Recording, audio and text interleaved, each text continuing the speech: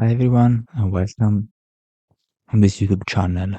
Today I'd like to show you how to value Apple, a company like Apple, with the discount cash flow model. So this is what the final model looks like. We have a cover page, then we have our model with the input and assumption section, with the model in Excel. Then we have the summary of the DCF model, and at the end I've run a couple of sensitivity table. Then we have the historical income statement, balance sheet, and a couple of information from the cash flow statement. On this tab we have the weighted average cost of capital of Apple, and here we have supporting schedules for the calculation of the weighted average cost of capital. Okay, so let's start from building the condensed cash flow model of Apple from scratch. Okay, so let's write here the name of the company, Apple, the ticker. You can find the ticker online. For example, here, AAPL. So AAPL. As the valuation date, I'm decided to value the company at the end of September 2023 because this is when the company ends up its fiscal year. So it's the end of the fiscal year of the company. So we have the financial statements at this date. About the current share price at the valuation date, let me go on the chart.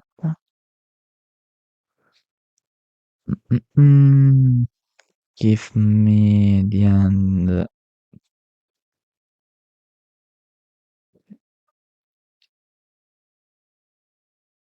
Okay, here we are. So we have something like close 100.5, 185, 185,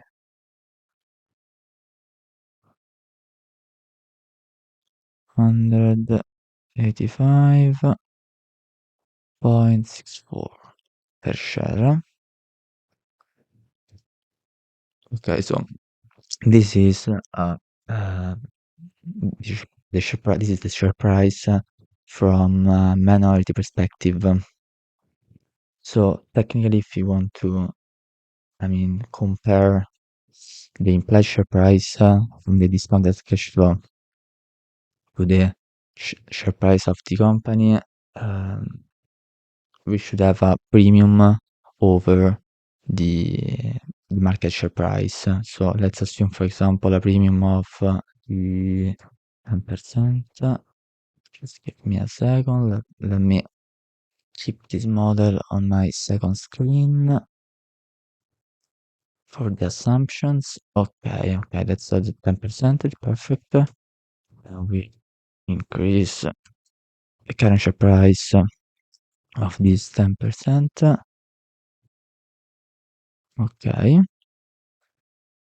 The currency is dollar, USD, and the expected projection is year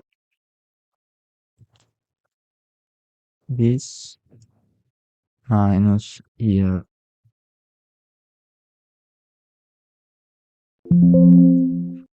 Made a mistake here.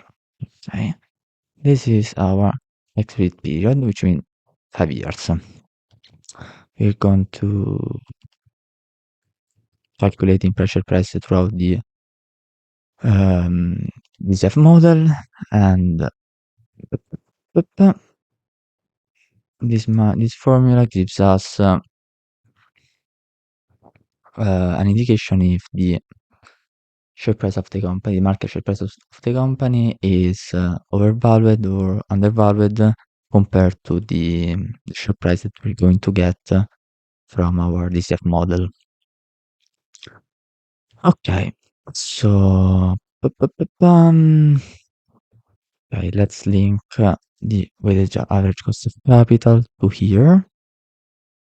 The long-term growth rate. Okay, so let me show you where you can collect inflation data from a very reliable source. You should go on the International Monetary Fund website, then you click on Data, World Economic Outlook Databases. You should go on the most recent update, the country you need, which in this case is US. So, okay, this is US. What information do we need? We need the inflation average. Okay. Okay, let's go on. Okay, I'd like to start from the 2023 to the 2029, which is the last information available. Okay, prepare report. And then let's get the report. Okay, let's open the file.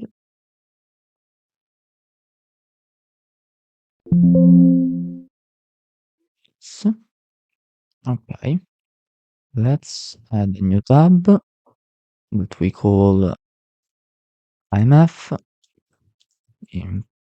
inflation, United States, average consumer price, percentage change. Perfect. Let's highlight them. Okay. Okay, so let's now link our inflation forecast data. Okay. So on the general inputs, let's link this. About the tax rate, I showed you in the past video that you can find it on the Damodaran page, corporate tax rates by country, 2023. Let's go on US. Okay, 25. 25. Days in a year, let's suppose 360. Here you can pick 360 or 365. It's up to you. Media convention, let's keep this for now. Terminal value, let's keep this. Bit reduction. Revenue. Okay, so I decided to forecast my sales according to the information I've collected from these two websites, which for the best case to add 0.9%. Perfect.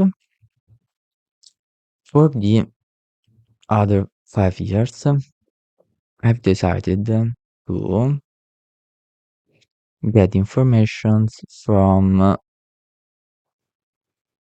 these websites, finance charts. I have noticed that for Apple, this website offers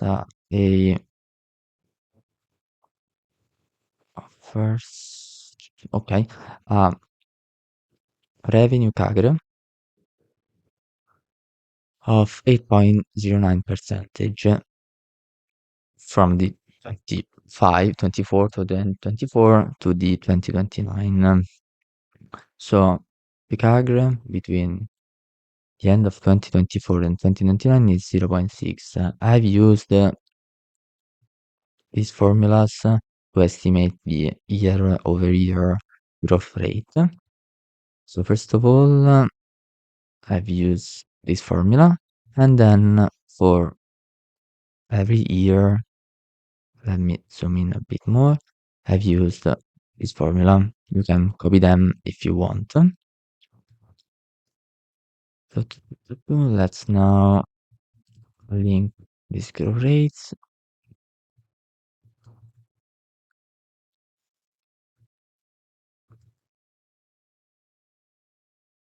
It's 7, 8.8. Okay. And for this is basically a sort of scenario analysis.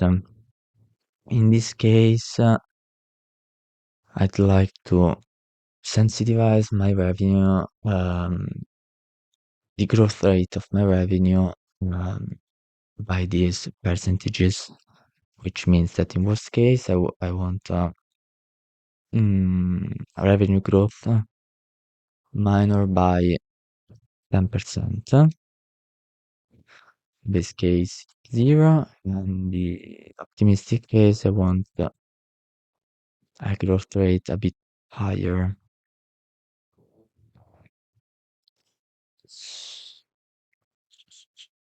So I want to do this 1 plus this that I'm going to block. Okay. Okay. As you can see, the growth rate in the conservative case is a bit lower than this case.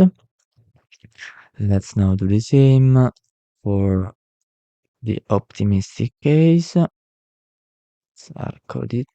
Right. Okay. As you can see, this is a bit higher. Okay. Let's now estimate. Just give me a moment on this website, but I mean there is a kind of prudence, so it's okay. Otherwise, you could you could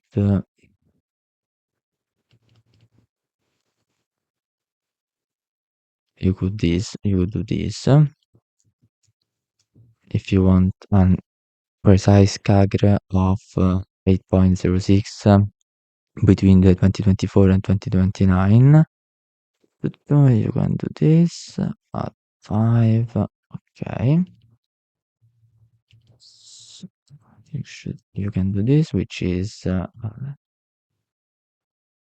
dual goal seek, setting this value equal to 5, 6, 9, 5, 6, 9, 3, 1, 2, changing this cell.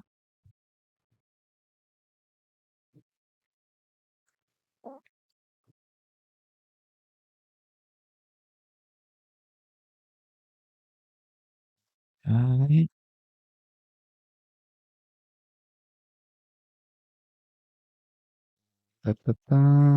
Maybe I made a mistake.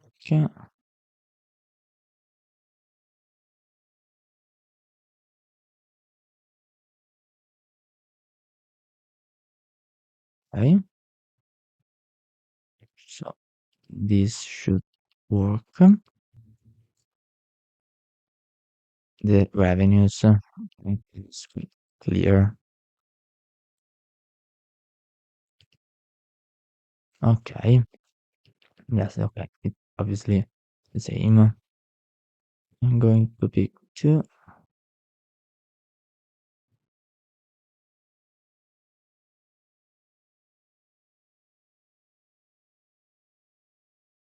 Let me just make a couple of check just to be sure that the model works. 0.6.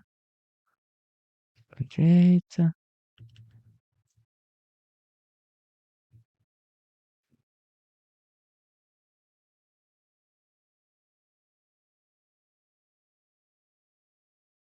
Okay. Okay. About the SG&A, I'd like to assume that just let me make a couple of notes. Estimated as a set of revenues, okay, consider deemed as variable, okay, fixed.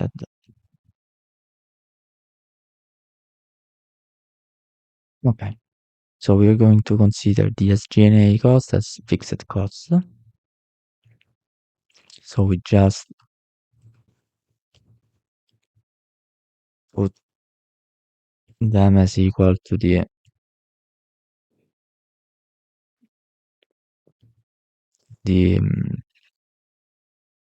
historical data from the 2023.